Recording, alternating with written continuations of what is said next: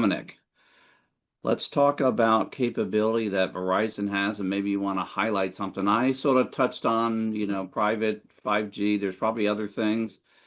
Give us an example of a program that you'd like to highlight. Yeah, well, I think Tom somewhat stole my thunder a little bit, but he That's certainly okay. alluded to He's allowed to do that. what we're thinking about. And I'm just going to take it back in time just a little bit because, as cliche as it's going to sound, coming from a carrier, it truly is fascinating.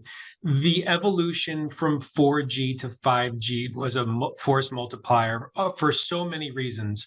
There are a number of reasons, why 5G was better than 4G, but top of the list would certainly be the increased capacity and the new network architectures that can be employed. Tom referred to edge compute. That was extremely exciting for us to be able to, bring that cloud, not just from this kind of abstract idea of data centers and, far away from the end user, but actually bringing that compute closer to the end user to reduce that round trip time.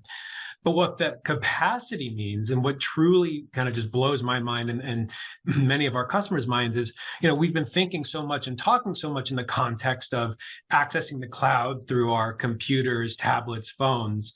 But what 5G really brought to bear, especially with the capacity, is it's not just humans that need to get access to the cloud. It's machines, it's sensors.